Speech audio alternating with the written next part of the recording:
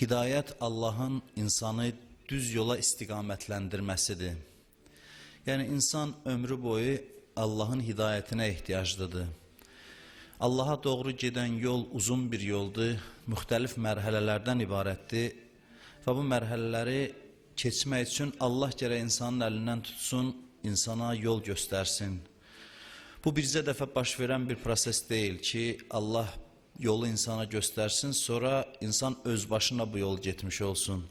İnsanın daim Allahın hidayətinə, istiqamətləndirməsinə ehtiyacı var.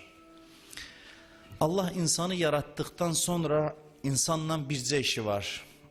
O da insanı daim hidayət eləmək, istiqamətləndirmək. Bu təkcə insana aid məsələ deyil. Bütün varlıqlar onlar üçün təyin edilmiş yol üzrə hərəkət etməlidirlər. Bütün varlıqların hidayətə ehtiyacı var. Canlı və cansız aləmin. Bitkilər, heyvanlar, yer, göy hamısı onlar üçün müəyyən olmuş istiqamətdə hərəkət etməlidirlər. Və bu Allahın hidayəti ilə baş verir. Yeganə varlıq insandır ki, hidayəti qəbul edə də bilər, etməyə də bilər. İnsanın başqalarından fərqi bundadır. Başqaları hidayəti qəbul etməlidir, qeyri-ixtiyari olaraq onlar üçün təyin olunmuş yolda hərəkət edirlər. İnsan istisna olaraq hidayəti qəbul edə də bilər, etməyə də bilər. Başqaları qəbul edib icra edirlər. Quranda Allah bal arısını misal çəkir məsələn. Bal arısı Allahın yaratdığı qəribə varlıqlardan biridir. Yəni onların maraqlansaz həyatı ilə, yaşayışı ilə, onların necə fəaliyyət göstərməsi ilə sanki bir plan üzrə hərəkət edirlər və bu Allahın hidayətidir.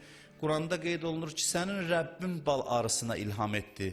Yəni Allah bu xüsusiyyətləri onun daxilində qoyub ki, ona lazım olan istiqamətdə hərəkət eləsin. Digər canlıları da Allah misal çəkir. Yer kürəsi, digər planetlər qeyri-ixtiyari olaraq Allahın təyin elədiyi istiqamət üzrə hərəkət edirlər. Rabbunəl-ləzi ə'ta kullə şeyin xəlqəhu summə həda. Mənim Rəbbim Həzrəti Musanın dilindəndir bu. Mənim Rəbbim o kəsdir ki, hər şeyi yaratdı və sonra hidayət etdi. Yəni bütün hər bir şeydən söhbət gedir. Yaratdıqdan sonra onun istiqamətləndirilməyə ehtiyacı var. Bütün varlıqlar belədir. İnsan isə elə bir varlıqdır ki, istəməsə hidayəti qəbul etmir, istəsə qəbul edir. Bu ixtiyarı istisna olaraq Allah yeganə insana bəxş eləyib. İnsanı hər şeydən fərqləndirən budur. İnsan hidayəti qəbul edə də bilər, etməyə də bilər. Bəs nə mane olur ki, insan hidayəti qəbul eləsin? Hansı məsələ mane olur ki, Allahın hidayətindən imtina eləsin insan, o hidayəti qəbul etməsin? Bunun bir cavabı var ki, insanın nəfsi, həvai nəfs deyilən bir məfhum, həvai nəfs insanın nəfsani istəkləridir, meyilləridir. Bizim bağlılıqlarımız, meyillərimiz bizə mane olur. Ona görə bəzən din bizə çətin görünür. Dinə əməl etmək çətin gəlir. Çünki ortada nəfs adlı bir xüsusiyyət var, nəfs-i əmmarə var, nəfsani meyillər var. Onlar mane olur insanın hidayəti qəbul etməsinə. İnsan bu bağlılıqların, bu istəklərin əleyhinə qiyam etməlidir. Meyillərimizlə mübarizə aparmalıyıq ki, hidayətimizə mane olmasınlar. Bu meyilləri necə tanıyaq? Onlarla necə mübarizə aparaq? Bu barədə danışacağıq. Keçən dəfə dedik ki, Allahın hidayətinin müqabilində insanın nəfsi dayanır. Nəfs qoymur insanı düzgün istiqamətdə hərəkət eləsin. İnsan yaxşılıqlara doğru hərəkət etməsi üçün gərək pisliklərdən uzaqlaşsın. Bu bir qaydadır. Pisliklərdən uzaqlaşmadan yaxşılıqlara doğru hərəkət etmək mümkün deyil. Biz öz meyillərimizlə, istəklərimizlə mübarizə aparmalıyıq. Dərhal sual yaranır ki, hansı meyillərimizlə, hansı istəklərimizlə mübarizə aparmalıyıq və hansı güclə mübarizə aparmalıyıq? Bu gücü hardan əldə etməliyik? Özümüzlə mübarizə aparmaq çətin məsələdir. Enerjini, gücü hardan almalıyıq? Və hansı meyllərimizlə mübarizə aparmalıyıq? Hansı meyllərimizlə mübarizə aparmalıyıq sualı meydana gələn kimi cavab budur ki, bu məsələyə gərək Allah yönəltsin insanı. Allah hidayət eləsin. Gərək Allahdan istəyək, bizim özümüzü özümüzə tanıttırsın. Bizim meyllərimizi bizə tanıttırsın. Bunu Allahdan istəyək. Və ikinci mərhələdə güc lazımdır o istəklərlə mübarizə aparmağa. Burada kimə müraciət eləyək? Yenə də Allaha müraciət eləyək ki, eyiblərimizi tanıdıqdan sonra onlarla mübarizə aparmaq üçün gücü də gərək o bəxş eləsin. Elə bu da bir növ hidayətdir. Yəni bizi Allahdan uzaqlaşdıran meylləri tanımağımız üçün Allahın hidayətinə ehtiyacdayıq. Sonra o meyllərlə mübarizə aparmaq üçün güc lazımdır. Bu gücü də verməsini Allahdan təmənna etməliyik. Bunların hər ikisi hidayətdir. İnsan hər an hidayətə ehtiyaclıdır. Hansı meylimlə mübarizə aparım? Sonra hansı ilə mübarizə aparım? Bunlar hamısı Allahın hidayətinə bağlıdır. Hidayət tələb edir. Allah gərək insanın əlindən tutsun. Allah bizə bildirir ki, sənin eyiblərin hansılardır? Hansı istəklər var ki, səni Allahdan uzaqlaşdırır? Digər tərəfdən axı çətin məsələdir. Elə bilirsiniz, insanın öz əksinə getməsi asan məsələdir.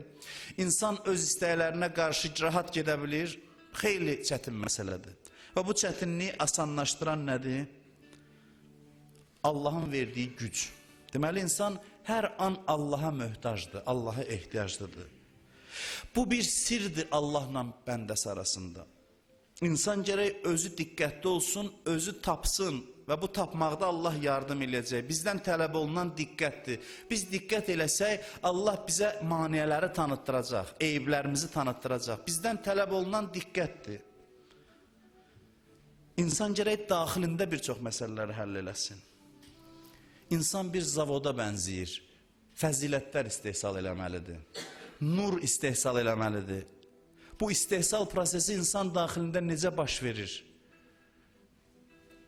İnsan necə fəzilətlər istehsal edir? Bu proses necə baş verir? Bunun yeganə yolu istəklərə yox deməkdir. İstəklərlə mübarizədir.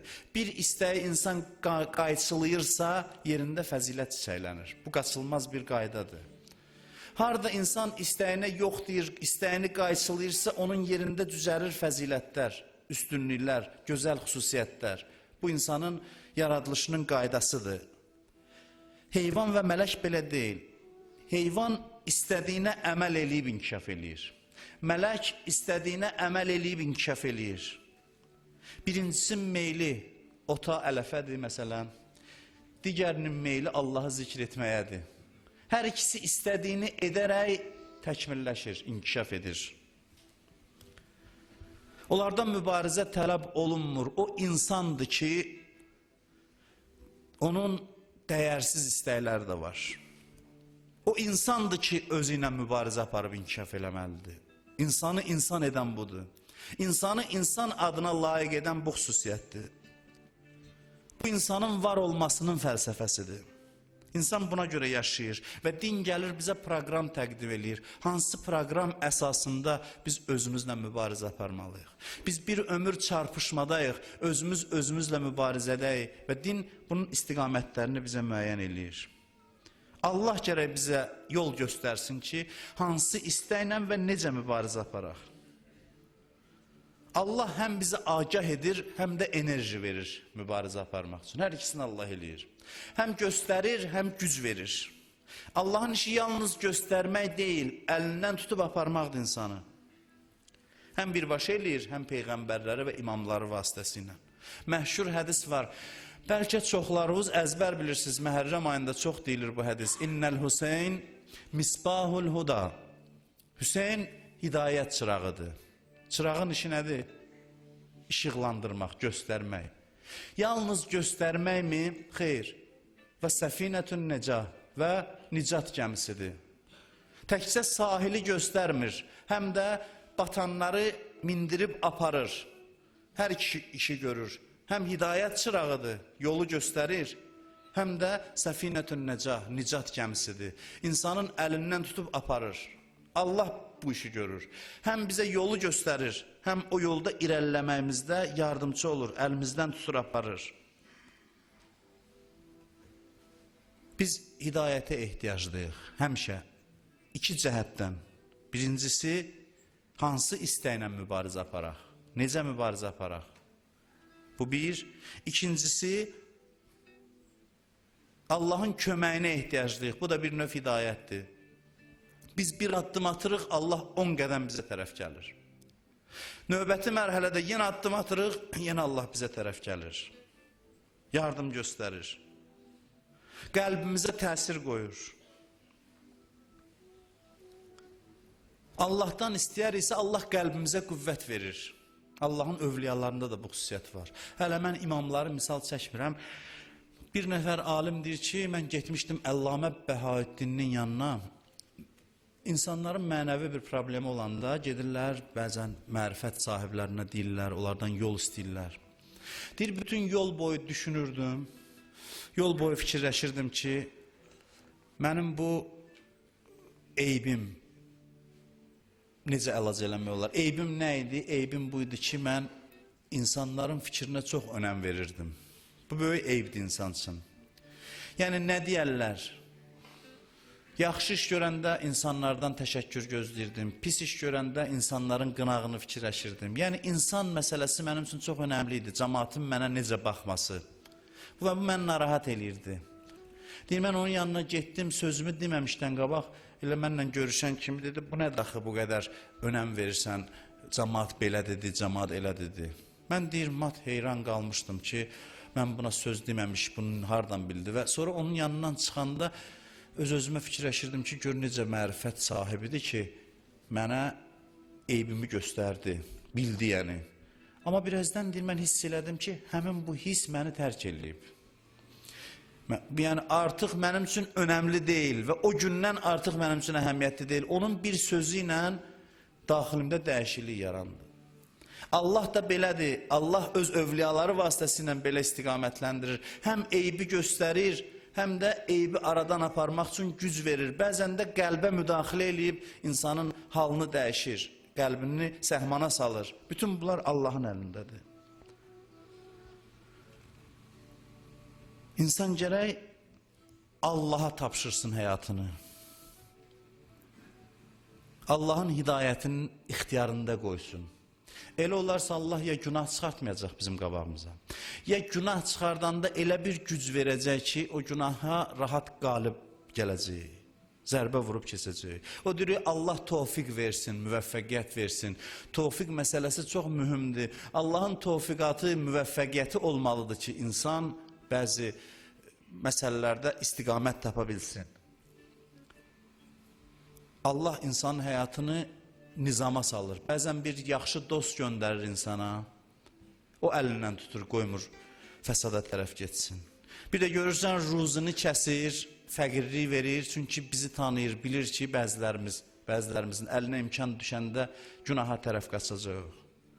Və yaxud görürsən, bizim başımızı bir problemə qatır, bir çətinliyə qatır ki, günah eləməyə vaxt tapmayaq. Biz hərdən hikmətini bilmirik. Deyirik, axı, niyə belədir? Niyə belədir bu? Düyün açılmır. Onun yüzlərlə məsləhəti ola bilər. Əgər hidayəti Allaha tapşırmısansa, namazda deyirsən, ehdinəs sıratəl müstəqim, bizi doğru yola yönəld, onda imkan ver yönəltsin. Onda imkan ver, mane olma. İşlərini onun ixtiyarında qoy, o tənzimləsin həyatı. Neçə cür hidayət var. Mən çox geniş mövzudur deyə tez-tez keçirəm üstündən. Çünki söhbət çox uzanır. Vaxtınızı almaq istəmirəm. Neçə cür hidayət var. Birincisi nəzəri hidayətdir. Allah eyblərimizi, yolu bizə tanıtdırır. Meyllərimizi bizə tanıtdırır. Nə ilə mübarizə aparmalıyıq? Bunu bizə tanıtdırır. İkincisi qəlbi hidayətdir. Allah bizə güc verir. Tanıtdırdıqdan sonra o pisliklərlə mübarizə aparaq. Bir də var əməli hidayət. O nədir? Allah həyatımızı elə tənzimləyir ki, günaha düşməyək. Yaxud da günaha düşsək, tez qayıdaq ona tərəf. Allah bizi hər gün hidayət eləməsə, biz çoxdan həlak olardıq. Yüzlərlə elə ağır imtahan göndərərdi ki, üzü üstə yerə dəyərdi.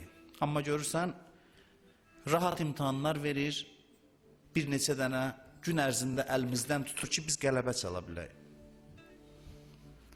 Yol hərəkəti qaydaları ilə tanışsınız, yəni bəzi nişanlar var ki, deyir ki, qabağa getmək olmaz. Məsələn, yol bağlıdır, olmaz. Gərək, məsələn, sağa dönüb gedəsən. Bəzən nişanlar qoyulur, bəzən isə yola bir maneə qoyulur ki, getmək olmaz. Ki, birdən nişana məhəl qoymasa, o maneə insanın qabağını kəssin. Allah da belə eləyir, bəzən nişanlar vasitəsilə yol göstərir, bəzən qarşımıza maneələr qoyur ki, biz gedə bilməyək. Allahın hidayəti belə bir prosesdir. Hamısı hidayətin növləridir. Biz özümüzlə mübarizə aparmalıyıq və bu mübarizədə Allahın hidayətinə möhtacıq. Bəs nə mane olur? Nə mane olur ki, Allahın hidayəti bizə gəlib çatmasın? Bir daha deyirəm, bizim həvai nəfsimiz, nəfsani istəklərimiz, həmin nəfs mane olur. Qəribə bir məsələdir. Nəfslə mübarizə aparmaqda nəfs sözü bizə mane olur. Nəfslə mübarizə aparmaq üçün hidayətə möhtacıq və bu hidayətin qarşısını nə alır? Nəfs alır. Burada məsələ mürəkkəbləşir. Ona görə bizə deyiblər ki, diqqətli olun. Gündə özünüzü hesaba çəkin. Eyiblərinizi üzə çıxardın. Dua edin, münacat eləyin, Allahın qapısına yönəlin. Nəfs imkan vermir. Çox güclüdürsə, nəfs. Haqq sözü eşit bir insan. Eşidirsə də qəbul eləmir. Bəzi insanlar mən görmüşəm, düz sözü məntiqlə qarşısına qoyursan, 100 dənə dəlil gətirir əleyhinə. Biri var, ağılla bəhs eləyən insanla. Bu, əla bir şeydir. Elm, mübahisə sevir, dəlil, sübut tələb eləyir. Biri də var, sən bunu qane eləmisən, nəfsi başlayır dəlil uydurmağa, haqqın əleyhinə. Və belə insanlar da var. Görürsən ki, problemi bunun məntiq məsələsində deyil, bunun nəfsani istəkləri mane olur haqqı qəbul eləməyə. İnsan bəzən məhrum olur haqq söz eşitməkdən. Görürsən, deyirsən, gəl filan məclisə, filan dərsə, filan moizəyə, filan xutbəyə, deyir, vaxtım yoxdur. İnanın ki, o vaxtım yoxdur, nəfsdən qaynaqlanan məsələ olur bir çox vaxtlarda. Bəzən doğrudan da vaxtı olmur, Allah da istəyir ki, onu başqa yerdə görsün. Amma bir çox hallarda insanın ləyaqəti yoxdur bəzən haqqı eşitməyə. Ləyaqəti yoxdur, niyə görə? Çünki nəfsani istəkləri çox böyükdür. Və bəzən də qulağına çatır, nəfs imkan vermir qəbul eləməyə. Hey əleyhinə dəlil sübut düzəldir. Bugünkü dünyada təkvirçiləri görürsünüz. Təkvirçi cərəyanları görürsünüz. Görürsünüz, harada dinin düşmənlərinə lazımdır, onlar onlara xidmət göstərir. Qəribə bir şeydir. Az çox dünyanın gedişatından xəbərdar olan insanlar, dünyanın siyasətini görən insanlar anlayır, başa düşür ki, harada İslamın düşmənlərinə xidmət eləmək lazımdır, orada bu Allahu Əkbər deyib qan tökən cinayətkarlar səhnədədirlər. Özü din adı ilə bu cinayətləri törədirlər. Özü deyirsən, niyə başa düşmür? Niyə başa düşmür? Görmürmü ki, kimə xidmət eləyir? Amma görmür. Niyə görmür? Qiyamətdə deyə biləcək ki, mən görmürdüm, neyniyim, bilmirdim. Xeyr, görməyə bir şey mane olur. Bax, həmin o şey nəfsdir, nəfsani istəklərdir. Nəfs imkan vermir haqqa xidmət göstərsin. Din adı ilə haqqa qarşı vuruşur, Əhl-i Beyt məhəbbətinə qarşı, Əhl-i Beyti sevənlərə qarşı ürəyində səbəbsiz kim var? Axtarsan səbəbini də tapa bilməzsən. Səbəbi bunun nəfsinin, bunun ruhunu bərbad eləməsidir. Belə insanları axtarıb araşdırsaz, 100 dənə xəstəlik taparsınız içində. Elə düşünməyin ki, bu yazıqlar başa düşmür. Xeyr, Allah soruşacaq, niyə başa düşmürdün? Niyə? Nə qədər çətin idi anlamaq? Başa düşməyib onların təsirinə düşənlər qısa müddətdə qayıdar haqq yola. Amma çox böyük bir ağıl tələb olunmur. Nəsə var ki, mane olur bunlar başa düşsün. Nəyi başa düşmürsən? Görmürsənmi ki, sən cinayətkarların əlində vasitəyə çevrilmirsən. Harada haqqı hədəfə almaq lazımdır, siz orada meydanda haqqa qarşı vuruşursunuz. Bu, insanın xəstəliyinin göstəricisidir. Bunun içində qəddarlıq var. Baş kəsmə istəyi var, şeytan görün gəlib neynir? Bu istəyə din də onu geyindirir. Bunun içində bu xəstəlik var. Bu qəddar, paxıl insandır. Bu adam öldürməkdən həzz alır. Şeytan gəlir ona din adı qoyur, onda qəribə bir şey baş verir. Cinayəti eləyir vicdan əzabı çəkmədən. Deyir Allah yolundadır. Allah yolunda baş kəsirəm. Şeytan görün hansı hissləri hansı yerə istiqamətləndirir, hansı yerdə hansı xüsusiyyətlərimizdən istifadə edir.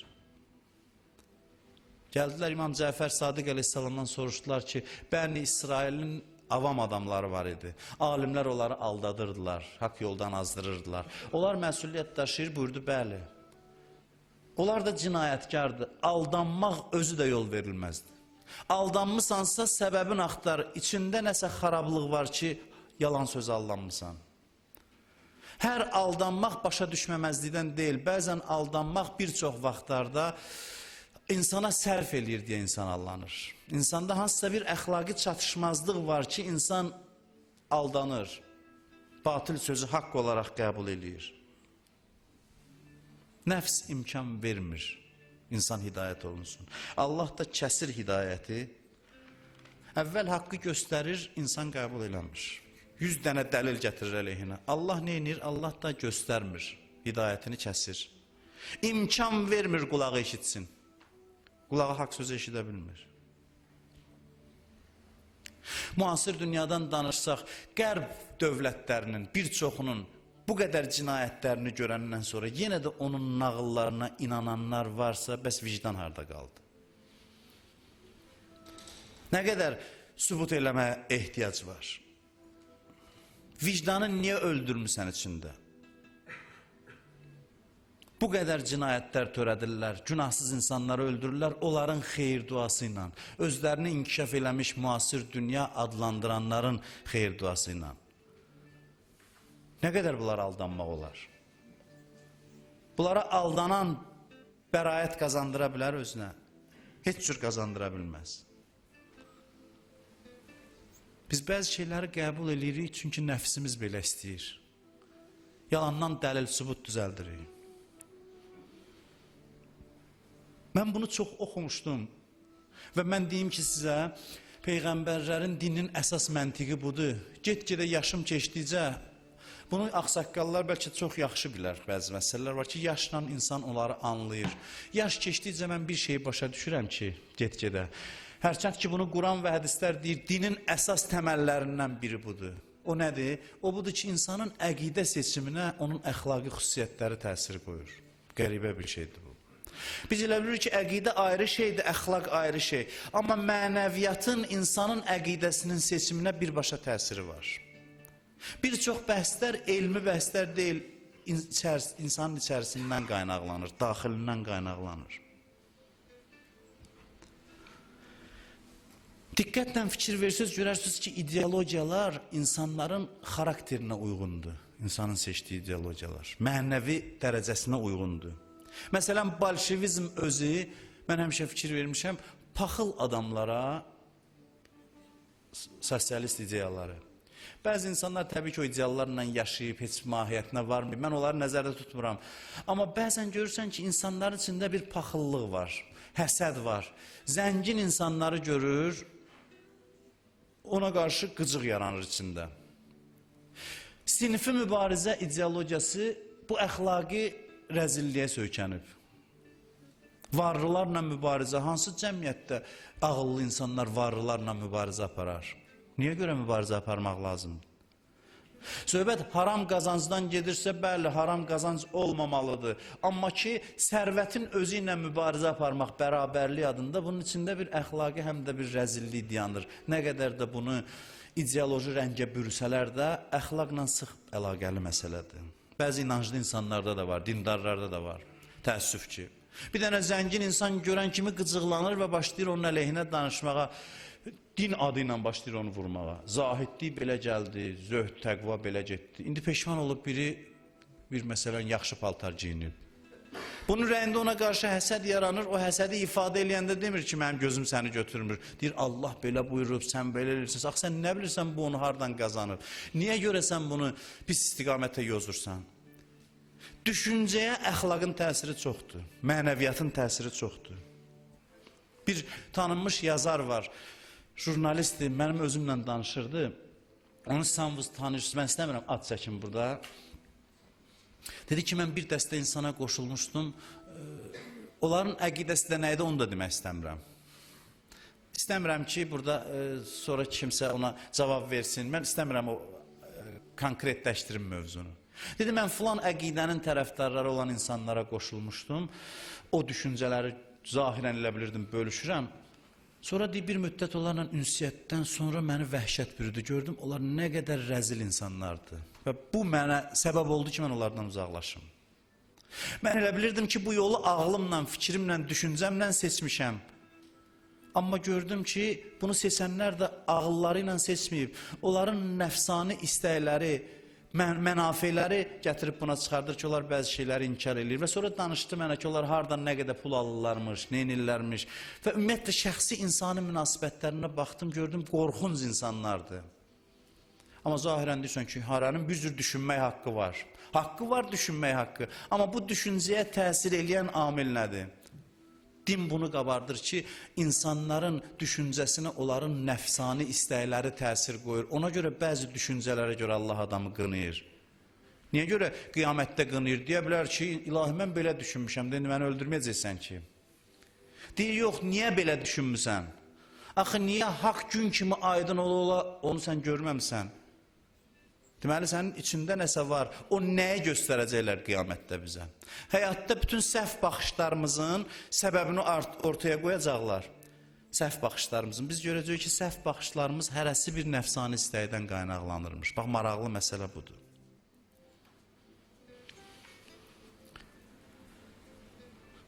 Mən sözümü çox uzatmaq istəmirəm. Nəfs insana imkan vermir insan hidayət olunsun. Oyla amansız mübarizə aparın. Xüsusən gənclərə üst tutub deyirəm.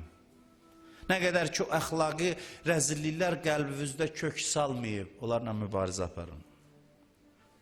Çox danlayın nəfsinizi. Özünüzdən şübhələnin. Hədisdə var ki, mömin həmişə gecə-gündüz özünə deyər, niyə belə elədin, niyə belə eləmədin? Bütün gün özünü danlayar, özündə nöqsan axtarar, öz nəfsinə xain qonşu kimi baxar ki, hər vaxt ondan bir təhlükə gəlir. Onun qabağını açsaz, nəfslə mübarizə aparmasaz, bilirsiniz nə edəcək? İbadətlərinizi də təsirini alacaq. Hər şeyiniz ona xidmət edəcək.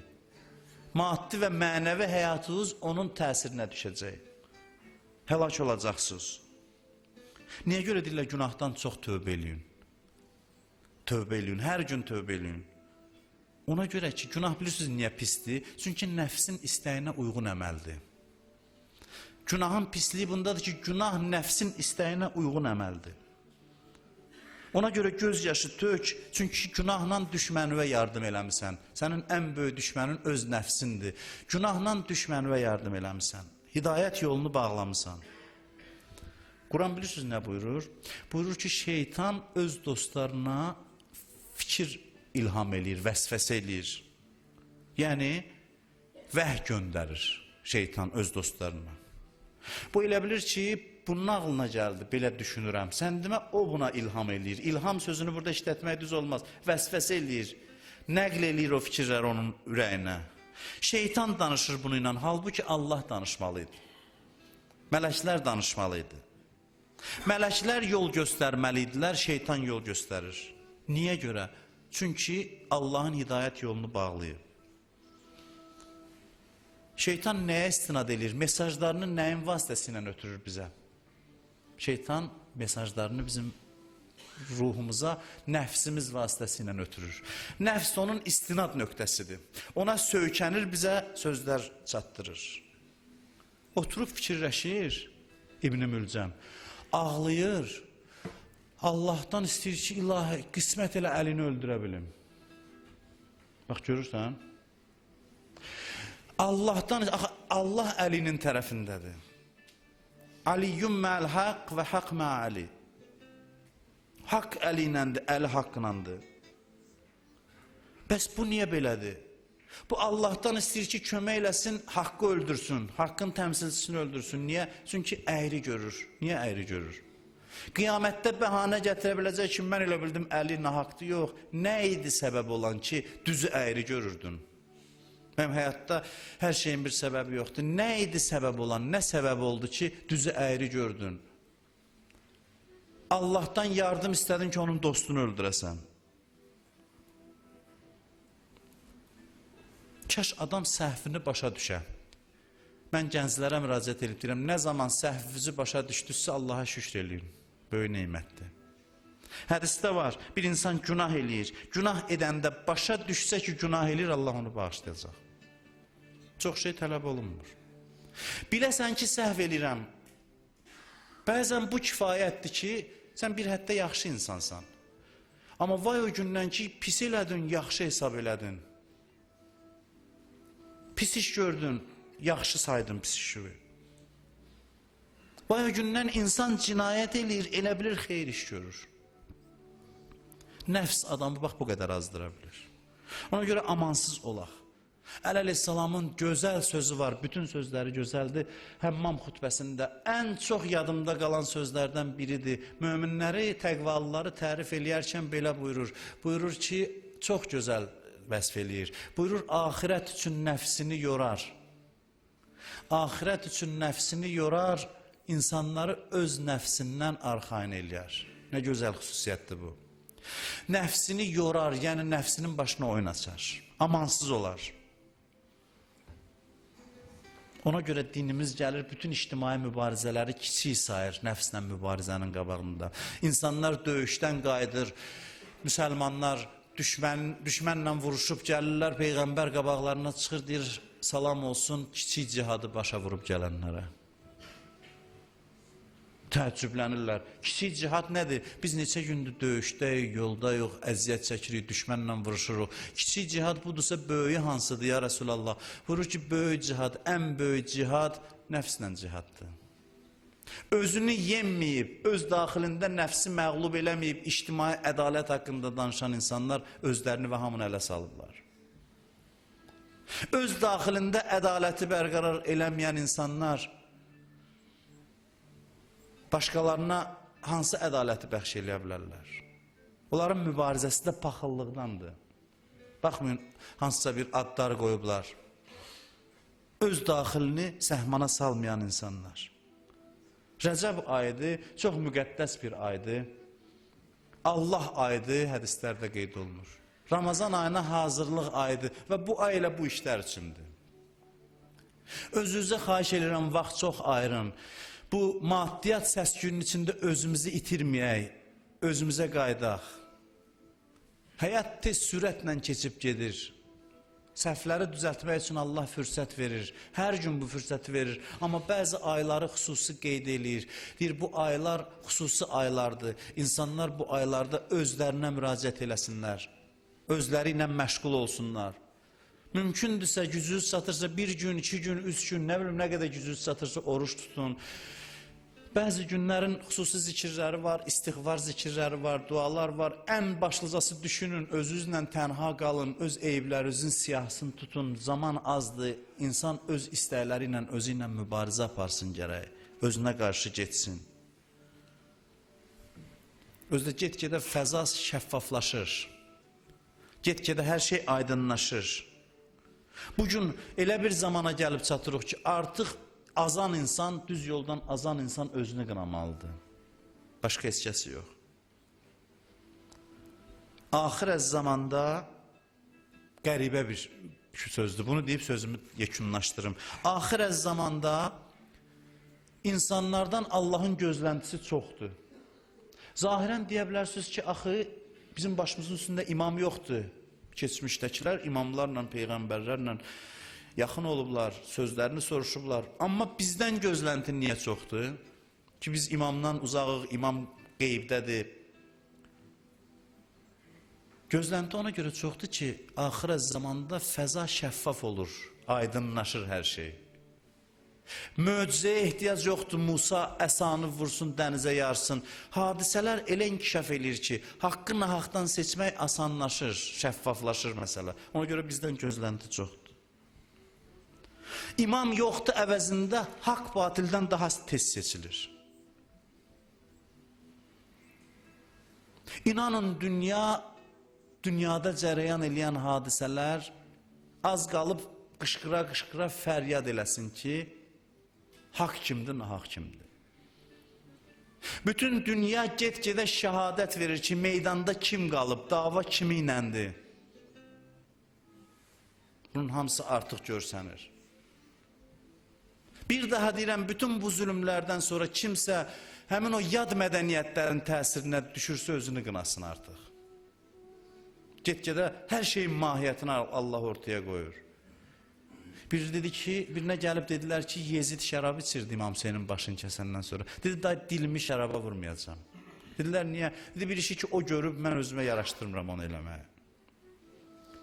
Get-gedə aydınlaşır məsələ. Kim hansı əməl sahibidir, hansı dəyərin daşıyıcısıdır, nə qədər zülümlər görürük, ikili standartlar görürük, lazım olan yerdə ədalətdən danışanlar özlərinə sərf eləyən yerdə yüzlərlə insanın qırılmasına xeyir dua verirlər, təşviq edirlər, sonra da hansı haqlardan, hüquqlardan danışırlar. Bunlar hamısı insanın əqidə seçiminə təsir qoyur. İnsanın vicdanı varsa, insanın bəsirəti varsa, insanın zərrə qədər ağlı varsa, insan haqqını haqdan seçər. Seçə bilmirsə, deməli ortada bir maniyə var. Həmin maniyə insanın nəfsidir. Nəfs imkan vermir. Kərbəlada necə oldu? İnsanlar bilmirdi İmam Hüseyin kimdir. Deyirdi ki, mənəm, filan kəsəm, danışırdı Peyğəmbərin əmmaməsində, əbasında. Bir özünü tanıtdırırdı, mən həmin şəxsəm, bəzilər üz görmüsünüz ki, Peyğəmbər məni qucağında gəzdirirdi və deyirdi ki, bunun qatillərini Allah lənət eləsin. Belə deyirdi. Hamısını izah eləyirdi, sonra deyirdi, yaxşı sözünüz nədir? Deyirlər, heç nə, səni susuz öldürməyincə səndən əl çəkən deyilir. Dalıyca bilirsiniz nəyi buyurdu? Bax, bu bizim bəhsimizin nöqtəsini qoyur bu gün. Elə bəlkə də bir cümlə bunu desəydim kifayət idi. Amma məcbur oluram izah eləyəm. Bu bir cümlə bəlli eləyir. Buyurur ki, siz o qədər haram yemişsiniz ki, haqq sözü eşitmirsiniz. Görürsünüz, əqidəni necə əxlaqa apardı, bağladı, mənəviyyata bağladı. Sizin haqqı görməyinizdə bir maniyə var, haram tikədir. Haram tikənədir, nəfsin istəyinə qulluq eləmək. Ehtiyatlı olun nəfsünüzdən. Nəfs böyür bir vəziyyətə qoyur insanı ki, insan da artıq seçə bilmir. Düz nədir, səhv nədir? Haqq nədir, batil nədir? Axırda uşağını qucağına götürəndə deyirlər, niyə görə körpə uşağı apardı? Bəli, südəmər uşağı ona görə apardı ki, ərəbin, əcəmin hamısının qaydası, qanunu buydu ki, südəmər uşağı öldürmək olmaz. 6 aylıq uşağı da onların qarşısına çıxartdı ki, artıq sübut eləsin ki, burada haqq davası deyil və kimsə aldanmayıb. 6 aylıq uşağı öldürəndən sonra artıq bir zərrə qədər namusu, qeyrəti, vicdanı olan insan ayılmalıydı ki, axı bu nə baş verir burada? Deməli, sübut eləyir ki, insanın yol seçimi, cəbhə seçimi, hansısa bir siyasi, əqidəvi mənsubiyyət seçimi insanın mənəviyyatından qaynaqlanır. İnsanın fikir oxu mənəviyyatının təsirindədir. Bu mənəviyyatı istiqamətləndirən, səhv yola yönəldən insanın nəfsidir ki, bu aylarda xüsusən və qarşıdan gələn inşallah Ramazan ayında biz bu nəfsindən mübarizə aparmalıyıq və təkcə bu aylarda yox, hər gün, hər an mübarizə aparıb Allahdan da bu işdə yardım istəməliyik.